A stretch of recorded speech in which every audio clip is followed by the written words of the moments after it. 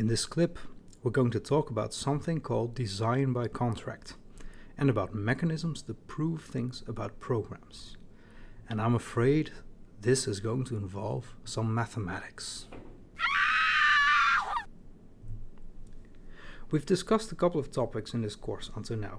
First, we looked at abstract classes in Python and how you can use them to separate the interface from its implementation. Then, we looked at development processes such as UP and Agile.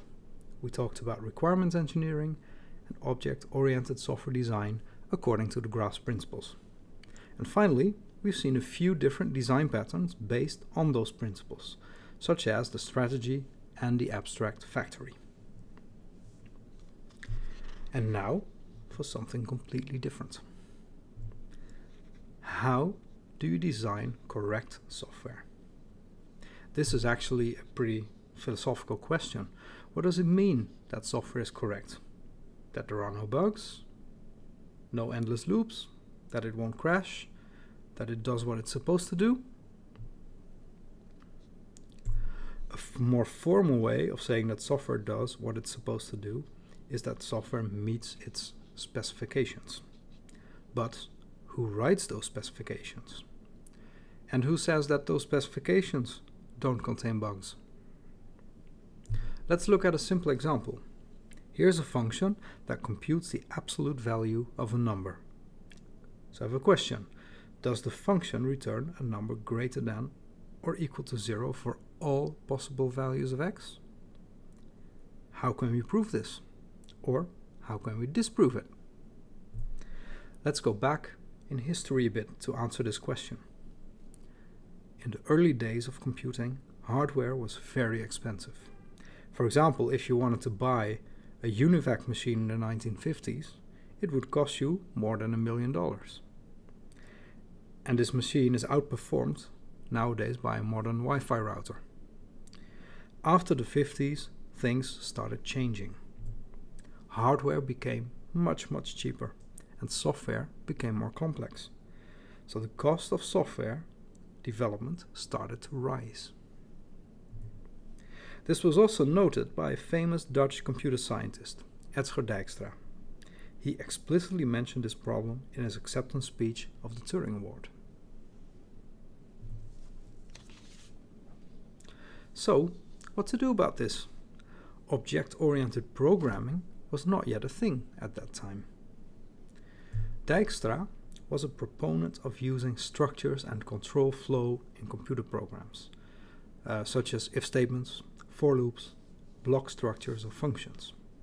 This was different from the popular program flow mechanism in that day, the goto statement, which allowed you to move to specific lines of code in the program.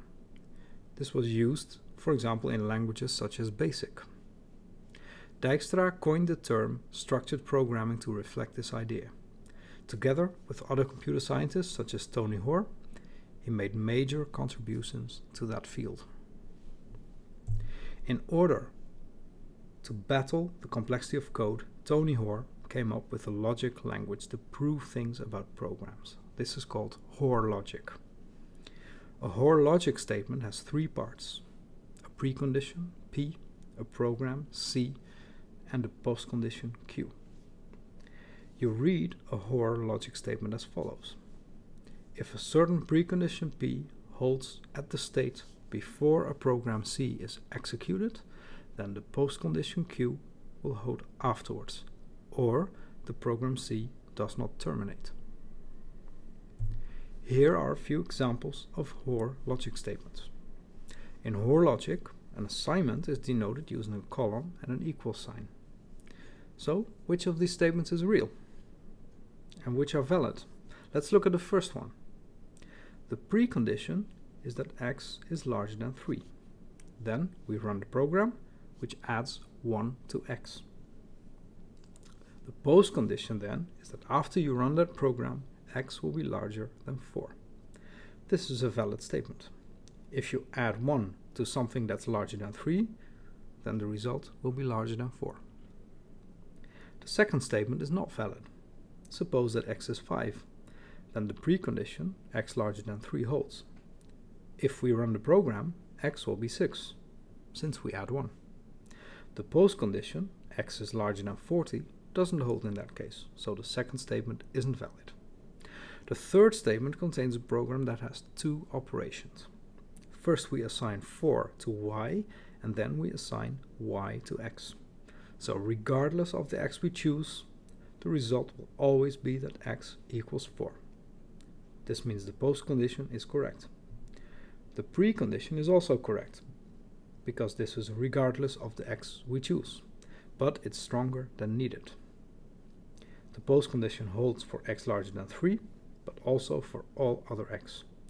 So the statement is valid, but the precondition is stronger than needed. Finally, the fourth statement is also valid because the program doesn't terminate, while true results in an endless loop. So actually, it doesn't matter what the pre and post conditions are here, since the program doesn't terminate anyway. This is but one example of Hoare logic. There are a bunch of rules he defined to reason about various kinds of operations in programs. For example, here's the simplest one, the skip command, a program that does nothing. If a precondition holds, and then you do nothing, that same precondition still holds after you've done nothing. So, if x is larger than 3, and then you do nothing, x will still be larger than 3. This sounds like a completely useless rule, but in logic systems it's actually quite common to have such basic rules. Real life doesn't behave like a logic system. If your car works fine, but the mechanic says you need to replace the oil, otherwise the car will break, and you do nothing, your car will not be fine afterwards. It will be broken. As we've seen before, an assignment in Hoare logic is denoted by a colon and an equal sign. In case of the assignment, there is a unique relation between the post condition and the precondition. Given an assignment of e to x, the precondition to that assignment is uniquely determined by the post condition, where each x is substituted by its new value e.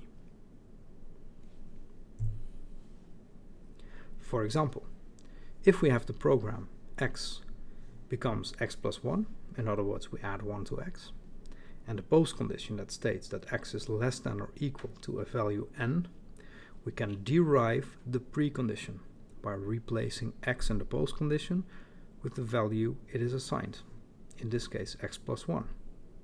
This gives us the precondition x plus 1 is less than or equal to n.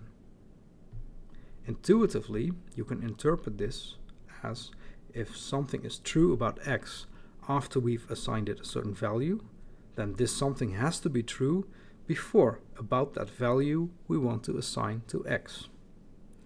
If the post condition is that your glass is filled with water, and the program is that I give you a glass, the precondition is that my glass is filled with water. Otherwise, how can you end up with a glass filled with water? Another rule is composition. If we know that a precondition P, a program C1, has a postcondition Q, and a precondition Q, a program C2, leads to a postcondition R, what can be deduced about the program C1 followed immediately by C2? We can deduce that the precondition P, a composition of first C1 then C2, leads to a postcondition R. For example, suppose we have a precondition that states x plus 1 equals 43. The program assigns x plus 1 to y and has a postcondition y equals 43. A second statement then takes that precondition that y equals 43, the program assigns y to z, and then the postcondition is that z equals 43. You can combine both programs that will ultimately lead to the postcondition z equals 43. Slightly more complicated is the conditional rule, which allows us to combine two logic statements with the same postcondition into a single one with an if statement, but only if the preconditions adhere to a specific structure. If both B and P and not B and P leads to postcondition Q, depending on whether we run program S or T, then we have captured exactly what an if statement does. Here's an example. We can use the conditional rule to split up an if statement into two separate logic statements. The then part can be written down by taking the condition of the if, x is less than 15, and combining it with the original precondition. This is the only case where the then part of the statement will be run. And then you can rewrite that precondition to end up with a stronger precondition than the whole if statement. This makes sense. The then part of an if statement will only be executed in some cases. Here, only when x is less than 15. So the precondition for that to happen will be stronger. There's also the so-called consequence rule.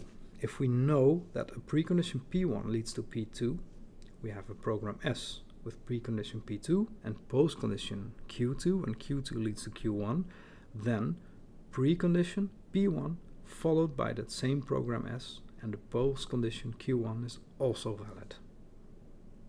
Intuitively, this means that you may strengthen preconditions and weaken postconditions. For example, if the precondition for a program is that x must be larger than 0, then if x is larger than 100, this is also fine, since that's a stronger precondition. If we know the postcondition or result of a program is that x equals 20, then we also know that x is between 0 and 40 is also a good postcondition, because it's weaker, but it's still true. And then you can combine these different rules to rewrite Hoare statements. For example, suppose we have the assignment x becomes x plus 1. The postcondition is that x is between and including 0 and 15, excuse me. We can use the assignment rule to determine the precondition, which is that x should be minus 1 or higher and less than 15. Then you can use the consequence rule to strengthen the precondition to x should be 0 or higher and less than 15. Let's go back to the if statement example and look at the else part. For the else part, we know that x should be at least 15, and we combine that with the existing precondition. That gives us x equals 15. And you can come to the same conclusion by using the assignment rule. The rule leads to a precondition true, since 0 is always less than 15. We can then use the consequence rule to strengthen the precondition and also end up at x equals 15. There are more rules in Hoare logic, for example related to loops, recursive functions and much more. With Hoare logic you can prove statements about your program, which was a major breakthrough at the time. Now, of course, it's not possible to use this to prove that Microsoft Word is correct, but you can use it to look at parts of a program and prove things about that. Preconditions and postconditions are important concepts that are used in many areas of computer science.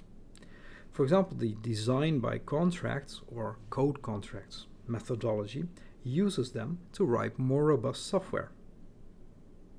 The idea of establishing what you expect to be true before you run a piece of code and what you guarantee to be true after you've run the piece of code is useful in all aspects of design. Design by contract was introduced by Bertrand MEYER in his language EIFFEL, which has special support for contracts. Contracts are also pretty common in real life. Think about parcel delivery.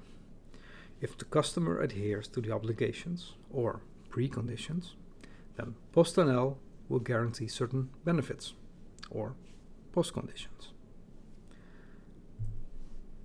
Contracts are an agreement between parties. You expect certain benefits and you're willing to incur obligations to obtain those benefits. These things are documented in a contract, which then protects both parties. You can make such contracts or pre- and post conditions explicit in Python code. For example, look at this function reciprocal. This code can fail. If you pass x equals 0, an exception will be raised by the Python interpreter, because we're not allowed to divide by 0. You can use an assert statement at the beginning of the function to check that a precondition holds. Here, the precondition is that x does not equal 0. If another method calls with 0, an exception will be raised showing that the precondition didn't hold. And you can add custom error messages to clarify this to the user, such as "Don't provide 0 as a parameter value, you moron." You can also use assertions to check that the code actually produced the correct result. For example, you may have a function that sorts an array. After sorting, you can add a check that the array is indeed properly sorted. If anyone makes changes to the method body introducing a bug, the program will fail and show an assertion error instead. This makes it easier to find bugs in your code. And you can apply the same ideas on a higher level to software design. Add assertions to your methods to establish what you require of someone who calls the function and what you ensure for the result. Assertions can also serve as documentation by making explicit what a method expects and what a method guarantees. Let's look at a case study for a customer relationship management software tool, a CRM. I'll show you how you can use pre- and post conditions to establish what the context is of some of the functionalities in the system. What do you regularly need to do with a CRM system? Add new customers, billing them, making appointments with customers, and so on. Here's an example of the use case for adding a new customer. First, an account manager enters basic information about a potential customer, a prospect, in the system.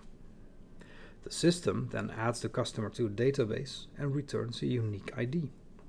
The prospect gets an automatic promotional email, and finally, the sales department is notified that they should pursue the prospect to win their business.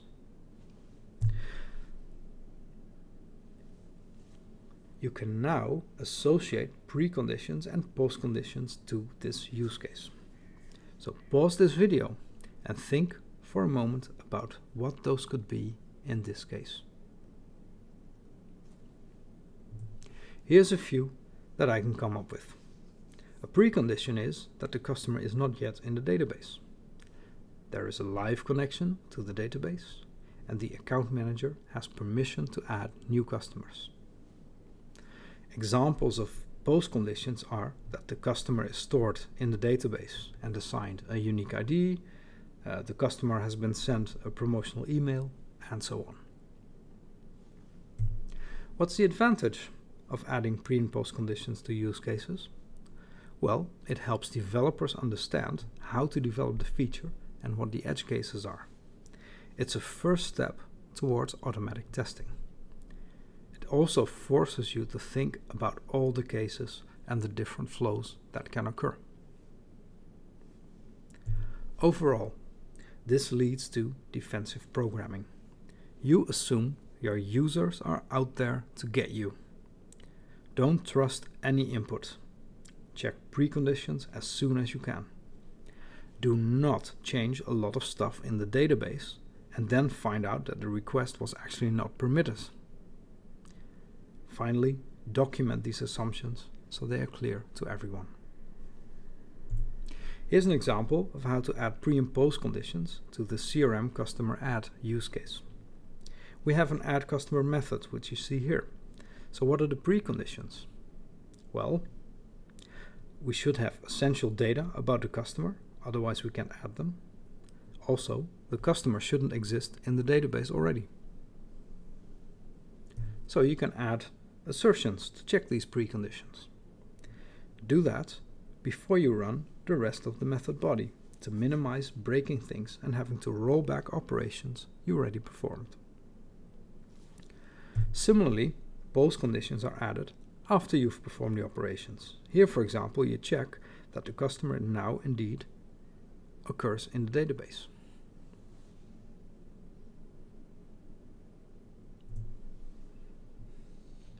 You can use pre- and post conditions to establish blame. Suppose that A uses a method created by B. Who's at fault when a precondition for the method doesn't hold? And what about a post condition? The code that calls the method is responsible for making sure the preconditions hold. The method itself is responsible for making sure the post conditions hold. Let's look at the customer example again. AddCustomer expects that there is a database of customers, which is a precondition. If that fails, it means the caller should have initialized the customer database first. If the post condition fails, the code did not actually add the customer to the database. This means the method actually contains an error, and the method is to blame. A strong precondition places a lot of responsibility on the code that calls the method. And a strong postcondition places a lot of responsibility on the method itself to ensure that the postcondition always holds. One final aspect I'd like to discuss today is invariants, which is another concept that plays an important role in structured programming. An invariant is a property that holds continuously throughout the execution of a program. Take a look at this example. What invariant can you identify in the body of the loop? Well, there are a few. One possible invariant is x is in the range from 0 to 10. Another valid invariant is that x is less than or equal to 10. Yet another valid invariant is that x is an integer value, and so on. In the CRM example, you can also identify invariants that help you maintain a level of integrity in the system. For example, customers always have address data, or there are no duplicate customers in the database, or a license is always associated to an existing customer, and so on. Just like pre- and post conditions, you can also check invariants in your code. For example, suppose we have a rational number class. In this example, there are two invariants. The denominator shouldn't be 0, and the numerator should always be less than or equal to the denominator. When should you check these invariants? That's not easy to answer. Sometimes you need to temporarily break an invariant during a computation. Such is the case here.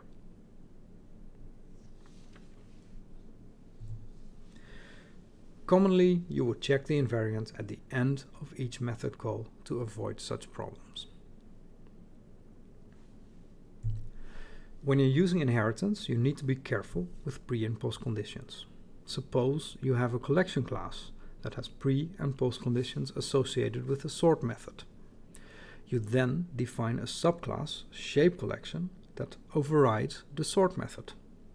What pre- and post conditions should hold for the new sort method? If shape collection requires a stronger precondition, calling sort on a collection may trigger a failure. If it ensures a weaker post condition, a call to sort may not get the guarantee they are expecting. Opposite changes are allowed though. Subclasses may weaken preconditions but not strengthen them. And they may strengthen both conditions and invariants but not weaken them. Chances are you won't encounter design by contract a lot in your daily life as a software designer. However, we did discuss it in this course for a few reasons. First, it makes design a more precise process, and this is helpful for developers that need to implement your design. It fits well within the ideas presented in the rest of the course. And finally, it might motivate you to think about correctness of software and how a tool that checks this might work. If you want to learn more about the subject, there are several courses that we teach about this, such as compiler construction, automated program analysis, and program verification. This concludes the Design by Contracts clip. Please post any questions you have in the Teams channel of the course. Thanks for watching, and catch you in the next one.